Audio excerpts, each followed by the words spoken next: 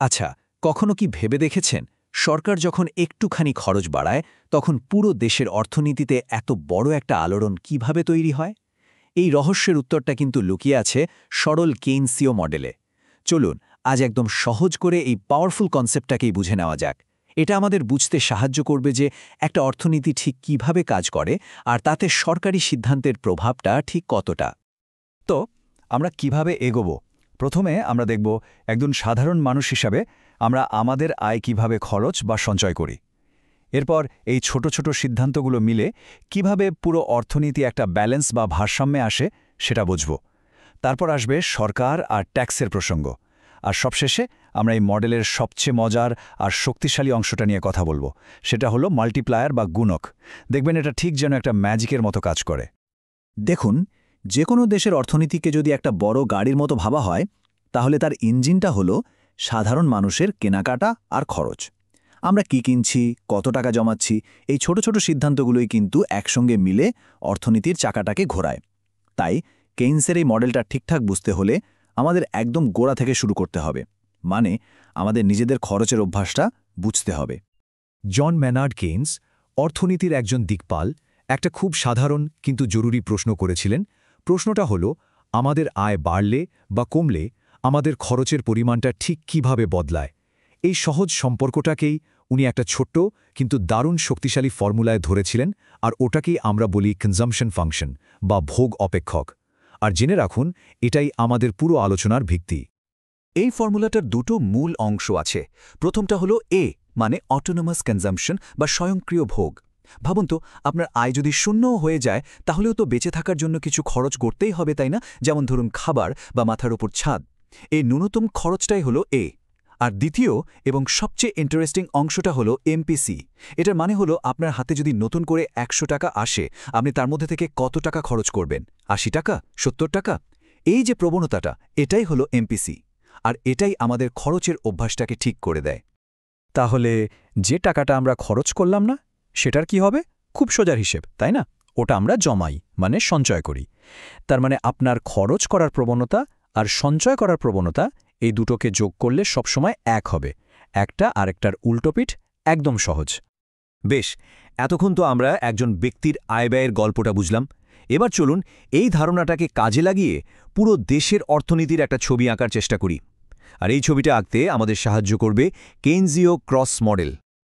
আচ্ছা, ভাবুন তো, একটা দেশে কোটি কোটি মানুষ, লক্ষ লক্ষ দোকান, হাজার হাজার কোম্পানি, সবাই নিজের মতো করে কেনাবেচা করছে। এই বিশাল কর্মযজ্ঞের মধ্যে কিভাবে দেশের মোট উৎপাদন আর মোট চাহিদা ঠিক ঠিক মিলে যায়, মানে একটা ভারসাম্য তৈরি হয়? এই ভীষণ জটিল প্রশ্নটারই একটা খুব সহজ, চোখে দেখা যায় এমন একটা উত্তর দিয়েছিলেন কেইনস।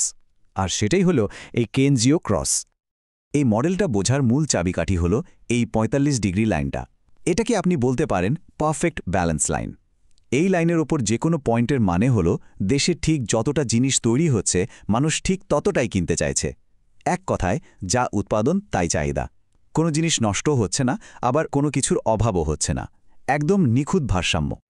এবার আমরা দেশের আসল মোট খরচের একটা লাইন আঁকব। এই লাইনটা যেখানে ওই ৪৫ ডিগ্রি লাইনটাকে ছেদ করবে বা কাটবে, সেটাই হলো অর্থনীতির ইকুইলিব্রিয়াম বা ভারসাম্য বিন্দু। ভাবুন, যদি উৎপাদন তার চেয়ে বেশি হয় তাহলে কি হবে? দোকানে জিনিসপত্র জমতে থাকবে, বিক্রি হবে না। তখন কোম্পানিগুলো উৎপাদন কমিয়ে দেবে। আর যদি উৎপাদন কম হয় তাহলে চাহিদার চাপে জিনিস ফুরিয়ে যাবে আর কোম্পানিগুলো উৎপাদন বাড়াতে বাধ্য হবে। মানে অর্থনীতি সবসময় ওই ছেদবিন্দুটার দিকেই নিজে থেকে ফিরে আসতে চায়। এতক্ষণ আমাদের ছবিতে শুধু আমরা, মানে সাধারণ ক্রেতা আর কোম্পানিগুলো ছিল, কিন্তু আসল অর্থনীতিতে তো আরও একজন খুব বড় প্লেয়ার আছে, তাই না? হ্যাঁ, আমি সরকারের কথা বলছি। চলুন এবার সরকারকেও আমাদের এই মডেলে নিয়ে আসা যাক, তাতে ছবিটা আরও বাস্তবসম্মত হবে। সরকার মূলত দুটো অস্ত্র ব্যবহার করে অর্থনীতিকে নাড়াচড়া করে। একটা হলো সরাসরি খরচ, যেমন নতুন রাস্তা বানানো, স্কুল তৈরি করা, এটাকে বলে সরকারি ব্যয় বা জি। আর দ্বিতীয় অস্ত্রটা হলো কর বা ট্যাক্স, যেটাকে আমরা টি বলবো। এটা আমাদের পকেট থেকে টাকা নিয়ে নেয়, ফলে আমাদের খরচ করার ক্ষমতা কমে যায়। সমীকরণটা দেখলেই ব্যাপারটা পরিষ্কার। সরকারি খরচ বা জি সরাসরি মোট চাহিদাতে গিয়ে যোগ হচ্ছে, মানে এটা অনেকটা ইঞ্জিনে সরাসরি তেল ঢালার মতো, সঙ্গে সঙ্গে শক্তি যোগায়। অন্যদিকে ট্যাক্স বা টি কি করছে, ওটা আমাদের আয় থেকে একটা অংশ কেড়ে নিচ্ছে, যার ফলে আমাদের খরচ করার ক্ষমতা কমছে। মানে এর প্রভাবটা সরাসরি নয়, একটু ঘুরপথে আসে। এবার আমরা কেইনসীয় অর্থনীতির সবচেয়ে রোমাঞ্চকর আর শক্তিশালী কনসেপ্টটা নিয়ে আলোচনা করব। এটাকে বলা হয় মাল্টিপ্লায়ার বা গুণক প্রভাব। এটা হলো সেই ধারণা যা আমাদের দেখায় কিভাবে একটা ছোট ধাক্কা অনেকটা ডমিনো এফেক্টের মতো পুরো অর্থনীতিতে একটা বিশাল বড় ঢেউ তুলতে পারে। একবার ভাবুন তো, সরকার মাত্র 1 টাকা খরচ করল, আর তার ফলে দেশের মোট আয় বেড়ে গেল 5 টাকা। অবিশ্বাস্য লাগছে, তাই না? কিন্তু প্রশ্ন হলো, এটা হয় কিভাবে? না, এর পিছনে কোনো জাদু নেই। এটা আসলে অর্থনীতির ভেতরের একটা চেন রিয়াকশনের ফল। ব্যাপারটা খুব সহজ। আমার খরচ মানে আপনার আয়। আবার আপনি যখন সেই টাকাটা খরচ করবেন, তখন সেটা অন্য আরেকজনের আয় হবে। এইভাবেই টাকাটা হাতবদল হতে থাকে আর মোট আয় বাড়তে থাকে। আর এই পুরো প্রক্রিয়ার শক্তিটা কতটা হবে তা নির্ভর করে একটা ছোট্ট জিনিসের ওপর, আমাদের খরচের প্রবণতা বা এমপিসি। এই সহজ ফর্মুলাটা এটাই বলছে, মানুষ তার অতিরিক্ত আয়ের যত বেশি অংশ খরচ করবে, এই মাল্টিপ্লায়ারের জোরও তত বাড়বে। কারণ টাকাটা যত বেশি হাতবদল হবে, ততই নতুন আয় তৈরি হবে। চলুন একটা উদাহরণ দিয়ে দেখি। ধরুন, সরকার 100 কোটি টাকা খরচ করে একটা রাস্তা বানালো। যারা কাজ পেল, তারা সেই 100 কোটি টাকা আয় করল। এখন তাদের খরচের প্রবণতা যদি 0.8 হয়, তাহলে তারা এর 80 কোটি টাকা খরচ করবে আর 20 কোটি জমাবে। এই যে 80 কোটি টাকা খরচ হলো, সেটা অন্য কারো আয় হয়ে গেল। তারা আবার তার 80% মানে 64 কোটি টাকা খরচ করবে। এইভাবে খরচটা একটা তরঙ্গের মতো পুরো অর্থনীতিতে ছড়িয়ে পড়ে, আর শেষে গিয়ে দেখা যায় ওই 100 কোটির প্রাথমিক খরচটা মোট 500 কোটি টাকার আয় তৈরি করেছে। বেশ, তাহলে এখন সরকারের হাতে দুটো রাস্তা আছে অর্থনীতিকে চাঙ্গা করার জন্য। 1, সরাসরি খরচ বাড়ানো। 2, জনগণের উপর ট্যাক্স কমানো। এখন প্রশ্ন হল, এর মধ্যে কোনটা বেশি কাজের, কোনটা বেশি শক্তিশালী? ট্যাক্স মাল্টিপ্লায়ারের ফর্মুলাটা একটু আলাদা, আর সবচেয়ে গুরুত্বপূর্ণ হল এর আগে একটা মাইনাস চিহ্ন আছে। এই মাইনাস চিহ্নটা কি বলছে? এটা বলছে যে ট্যাক্সের সাথে অর্থনীতির সম্পর্কটা উল্টো। মানে সরকার ট্যাক্স বাড়ালে মোট আয় কমে, আর ট্যাক্স কমালে মোট আয় বাড়ে। এই টেবিলটা দেখলেই পুরো ব্যাপারটা জলের মতো পরিষ্কার হয়ে যায়। আমাদের উদাহরণে সরকারি খরচের মাল্টিপ্লায়ার হলো 5, মানে 1 টাকা খরচ করলে আয় বাড়ে 5 টাকা। অন্যদিকে ট্যাক্স মাল্টিপ্লায়ার হলো -4, মানে 1 টাকা ট্যাক্স কমালে আয় বাড়ে 4 টাকা। সুতরাং টাকার অঙ্কে বিচার করলে সরকারি খরচ বাড়ানোটা ট্যাক্স কমানোর চেয়ে বেশি শক্তিশালী একটা হাতিয়ার।